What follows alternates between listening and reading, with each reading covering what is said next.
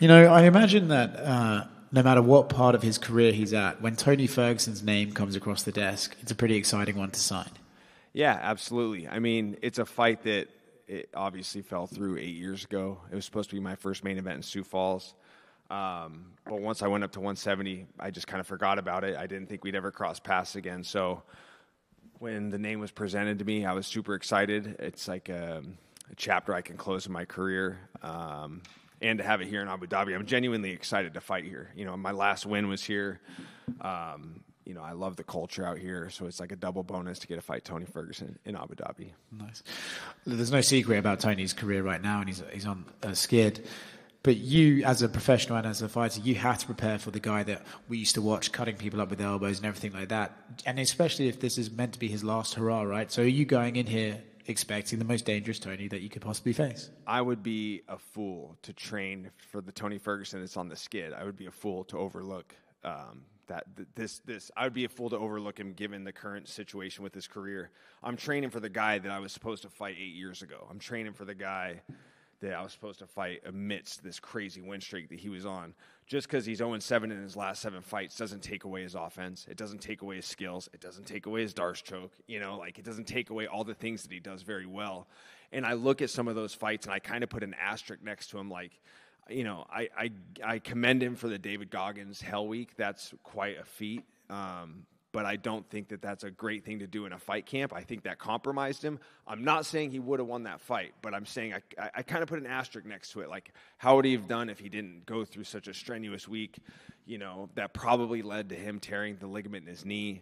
You look at the Nate Diaz fight, that was already a short notice camp to fight Li Jingliang, and then they switch opponents. He fights Nate, 5 rounds. There's just weird little things amidst that skid that, I kind of put an asterisk next to those losses. So I'm training for the dangerous Tony Ferguson, the one that we all knew so well, the one that we all love. I mean, I get all these messages like, please just throw the fight with Tony Ferguson. I'm like, why the hell would you? What a terrible thing to message me, I'm training for a dangerous Tony Ferguson, and if this is really his last fight, I imagine he's going to pull out all the stops. So I hope I get the best version of him. I want the version of him that I was supposed to fight 8 years ago. Out of all the fighters that I talk to, you're one of the biggest fans of this sport that I'm aware of. So people can say what they want about Tony and where he's at in his career, but eventually, when it's all said and done, you have the chance here to look back, not only have Tony on your record, but to be his last fight of the UFC.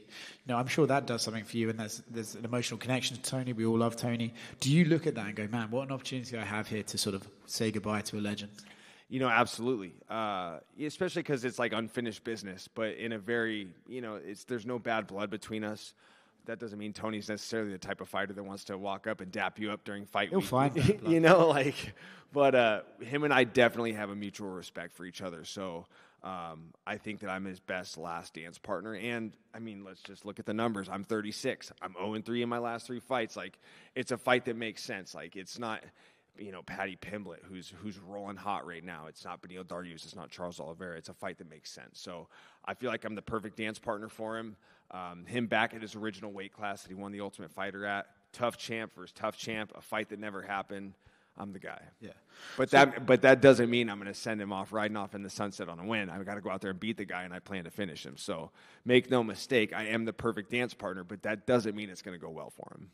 For you then, what exactly does a win here do for you? Does it give you a clarification on where you're at with your career? Does it give you a big name to propel yourself forward, back into the win column, back up the rankings? What exactly does a win over Tony do for you? The latter of the two. Get back in the rankings, make another run at it. Last year was hard, man.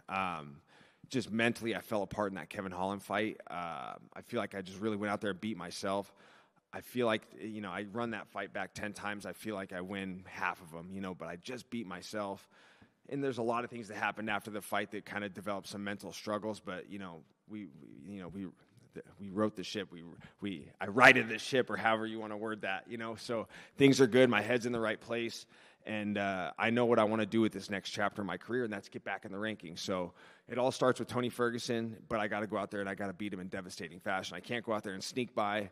I'm not going to go out there and have a 15-minute fight. I'm going to go out there, put a pace on him, and I'm going to put him away. So I got to send a message to these guys to let them know I'm still relevant, and it all starts with Tony Ferguson. I'm not looking past him. I'm not, that's just the task at hand. I'm just focusing on him. I think my biggest problem is sometimes I was just so, especially amidst, this 0-3 skid, I was just so focused on the title. Like, it was like, it came up short to Luque, and that was a fight that, from what I heard, if I would have beat Luque, I would have been fighting Usman next. And then, okay, Sean Brady, I beat Sean Brady. I'm right back in the top 5, right back in the mix for the title. And then Kevin Holland fight, okay, I got to beat him to hold my spot in the rankings to keep it's all about the title. And now it's like, for now, fuck the title. Just focus on myself. I need to focus on myself. I'm not focusing on what's most important, my mental health, where I'm at in my career. So right now, it's just like, forget about the title. Let's focus on Tony Ferguson and see what happens thereafter. But I feel like if I go out there and do what I believe I can do in what I'm capable of, which is go out there and finish him, I believe that people are going to remember that I'm still very relevant, and I'm going to get that number next to my name again. It's kind of funny, right? But, some guys touch on it, but not everyone does. It's crazy that you can be so far into your career and still have these sort of random patches of mental struggles and random patches of self-doubt and everything like that. You sort of assume, well, I've been doing this so long, I know how that goes. But to have those patches of self-doubt, to be able to come through them, do you... enjoy is not the right word, but do you get something out of that as a martial artist, being like, man, like, you can still struggle, you can still stand up, you can still continue?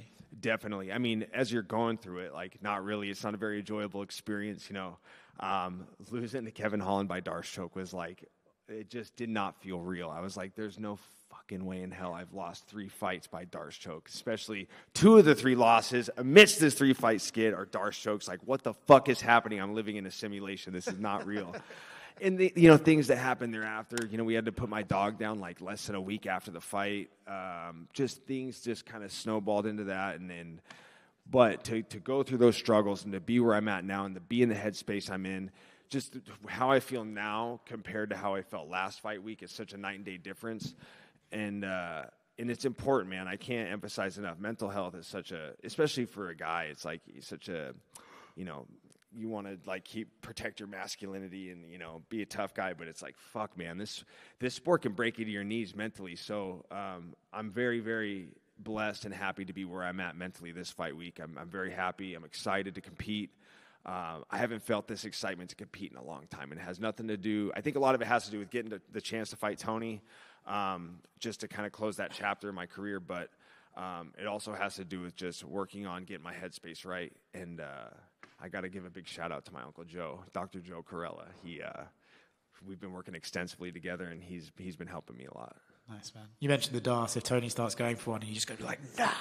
Well, I mean, every training session for the last 9 weeks has ended with Darce defense. So, if I lose by Darce choke, I'm going to fuck that. Mike, over here. Yeah. Tony said he went back to sparring for the first time in 7 years. Wanted to get your thoughts on that and just sparring in general, because a lot of fighters have had split opinions on whether they should or not. First time sparring in 7 years. So when did he fight Beneil Dariush? Didn't he say he slammed his training partner and broke his rib in sparring? I believe that fight was like 2021 or 2022. Okay. Yeah. I think, 120 rounds of sparring. You divide that by 3, that's you sparred 40 days in an 8-week camp. I think that's pretty normal. That's not extraordinary. That's not something crazy. That's run-of-the-mill training. Great. I hope he did spar. He should. He's going to need to. He's got a really tough fight on his hands. 120 rounds of live training is kind of base level, I think. But he did not take 7 years off from sparring. He's blowing smoke. So, yeah, I love how ESPN made a nice little Instagram post about it like it's some fucking big deal. Like, holy shit, Tony Ferguson is doing 120 rounds of sparring. It's like, all right, well, I'm sure every fighter on the card's probably like, wow, that's fucking great. Like, we all do the same thing. Like, and I think he included grappling and wrestling in there. So how many days did you grapple? How many days did you wrestle? Like, every time I go to jiu-jitsu, it's 5 to 10 rounds of live training. If I go to wrestling practice, it's 5 to 10 rounds of live grappling. If I spar, it's 3 to 5 rounds of, you add it up. I could put up a good, little headline. Hey, I did 250 rounds of live training this camp. Let's see if ESPN makes a post about that. Who gives a shit? I hope you sparred 120 rounds. You're going to need it. And he also kind of, What's up, my brother? Sorry. That's a first. Yeah, he was also talking about, like, if you want to wrestle, I'm right here. Do your eyes light up when you hear him say that kind of stuff? Do you believe him, or do you feel like this might play out on the feet? I think it's going to be a nice display of mixed martial arts. All fights start standing. I think that he's expecting me to force some wrestling sequences. I would love for him to shoot on me. I mean, the only guy I've ever really had shoot on my legs is Sean Brady, and that's not the easiest guy to have inside the distance, inside on your legs. I would love if he shot on me. I mean, I've never really got to display my takedown defense and my defensive, just my wrestling defense as a whole. But I think he's expecting some bad shots. I think he's expecting some opportunities to snatch my neck. He's not going to get them. But I anticipate a full display of mixed martial arts, and I anticipate getting this fight done in a couple rounds. And one last one from me. What were your thoughts on Bilal's win over Leon? It was great. I mean, it's something that I was a little bit surprised. I thought it'd be a 50-50 fight. You know, you go back and look at the first fight. Granted, Bilal's coming in on short notice. Leon had a full camp for Khamzat Chimaev, which if you're fighting Khamzat Chimaev, you better put in a good camp. That's a tough fight. But then you can't put too much stock into the first fight, and I kept having to remind myself that. And you look at Bilal's strength of schedule. I mean, compared to Leon's, it's a night and day difference. I mean, with all due respect to Leon, he's snuck by Nate Diaz. You know, Bilal Muhammad beat Gilbert Burns on, 2 weeks' notice, less than 2 weeks' notice, something of that sort. Plus, he mixed in all the ranked wins over Luque and Wonderboy, and like his strength of schedule is so much better. So that, looking at that, reminded myself that this fight's a lot closer than the odds makers may have it. But good for him. What a masterclass! I mean, just went out there and put a pace on him. I love that little sound bite that came out in Leon's corner. Is like, "You want me to stop this fight?" I was like, "Oh man, things were falling apart for sure." So. Good for Bilal. It shakes the division up, and I think it's better to have Bilal as a champion. I think that you can get some more activity out of him. He's a guy that's very, come on, come all. He's willing to fight anybody and everybody at any given time, Ramadan or not. I mean, the dude's game. So I think it's good for the division. So congrats to him. Thank you. Yep. What's up? Hey, Mike. How are you? Good. How are you? Is there added pressure on you for fighting in Abu Dhabi? You're 0-3. Last win was in Abu Dhabi. You proposed to your wife in the Emirates. I know personally that your mom is being here might add a pressure on you. Do you feel that pressure on you? No, I don't feel pressure. Fighting here is great. For one, I love being here in the Emirates. I love being in Abu Dhabi. I love Dubai. It's a very special place for me. I won my first main event, my second try at Etihad Arena. I proposed to my wife in Dubai. A lot of very, very special moments, not only in my career but in my life. But when you talk about the pressure of these last 3 fights and where I'm at in my career, being 36, I think that what's helped me the most over the course of the last year is really figuring out what's more important. Like whether I win or lose, I'm going to go back to the same people that are going to love me the same regardless. My wife, my family, my friends, my team. Obviously they want me to win, but they don't give a shit. They're going to love me the same. And I think once I figured that out, the pressure's just gone. It doesn't matter. I could go out and get Darce choked by Tony Ferguson in a handful of days, and they're all going to love me the same. And that's what's most important to me is just the people that love me and the people I'm surrounded by. They don't really care if I win or lose. They just love me for me. So winning and losing has become much more, insignificant in my life. I don't care about it as much as I used to. Obviously, that's the goal. That's what I intend to go out and do. But I don't feel that pressure of of win or die. That's essentially how it feels, and that's how I felt going into the Kevin Holland fight. It's win or die. So you put that type of pressure on yourself. How are you supposed to perform like that? So now it's just I don't feel that type of pressure because the people that matter, they're going to love me the same no matter what. And I think that's essentially. That set me free, and being free is very important. I think that's where you perform at your best. You're one of the few fighters that can see their career after they retire. Not that you're thinking of it, but you're one of the most articulate fighters that we have. You already have your spot in the media. You're well-liked, good-looking guy. Hey.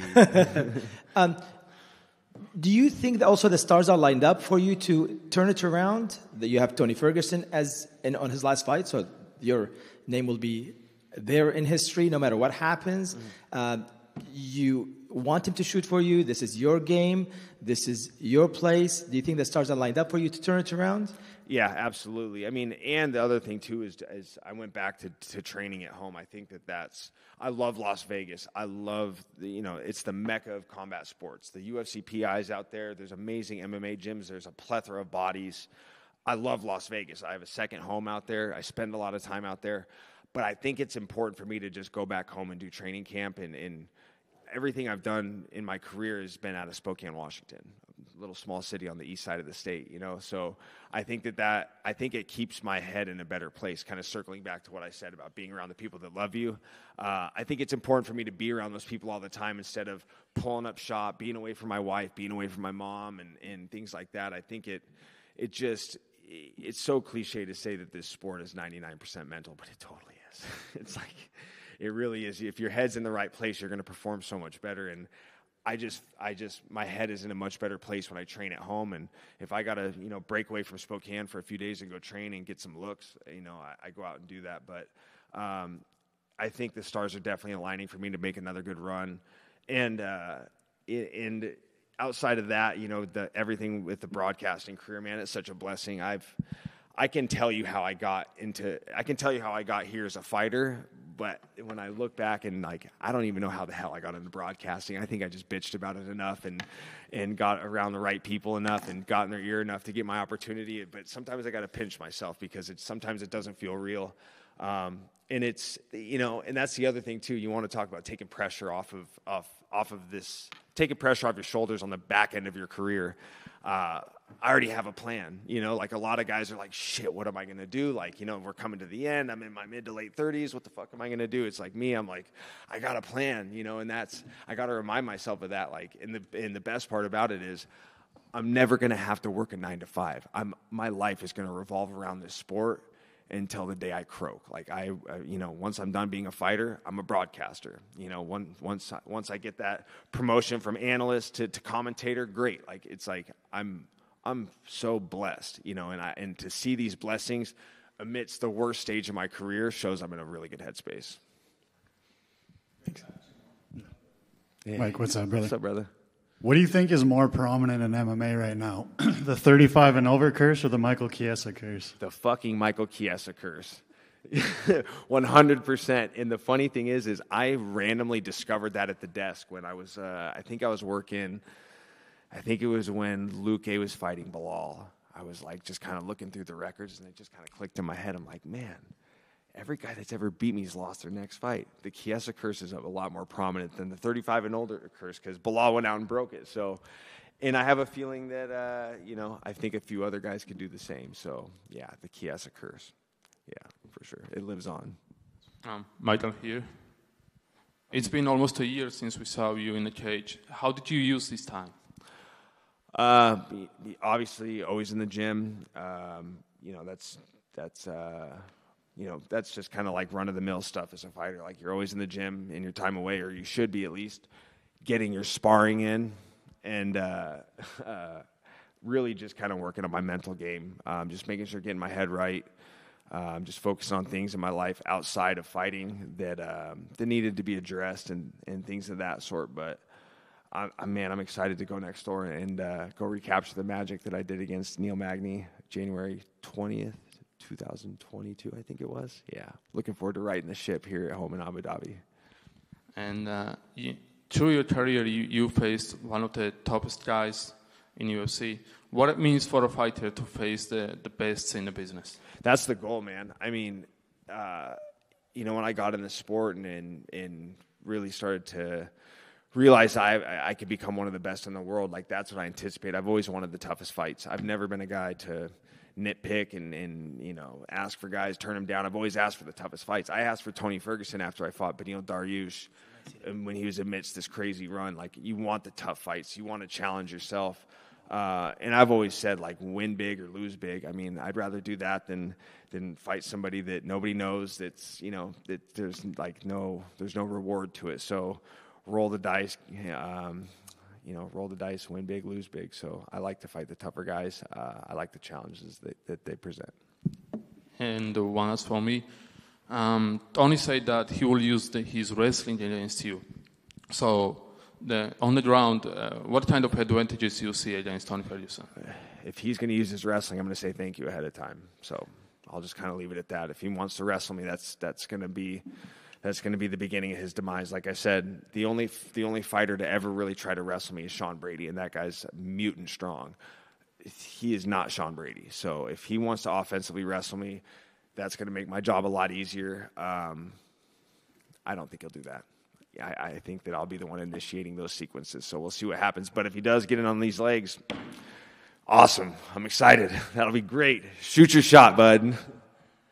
Thanks, you guys. It's good to be back. Oh, we got one more. Michael, hello. Yep. Hey. Many say that this fight is the last chance for Tony to stay in the UFC. Do you feel somewhat strange that you are the fighter that matchmakers gave Tony as his last chance, as one who Tony can beat at this stage of his career? Maybe. I don't know if that's their mentality. I think that more than anything, it's just a fight that makes sense. Like he wanted to go back up to 170, and if you just look at the choices of guys, you're not going to give him, a Renat Fakhretdinov or someone like that. Like that would be if that's his last fight. That's fucked up, for lack of better words. This is just a fight that makes sense. This was a fight that was supposed to happen 8 years ago. He's an Ultimate Fighter champion. I'm an Ultimate Fighter champion. I'm on a skid. He's on a skid. It's just a fight that I think the numbers just match up. He's 40. I'm 36. I mean, it's the perfect matchup. It's the fight that makes sense. So I don't think it's them trying to give him a gimme, because I'm far from that. But it's just a fight that if you look at the numbers, if you look at the metrics, I think it's a fight that makes sense. But by all means, he's not riding off on the sunset on a win. He's going to get his last fight, but he's not getting his hand raised. I mean, it's simple as that. Yeah. Yep. Thanks, guys. Enjoy the show.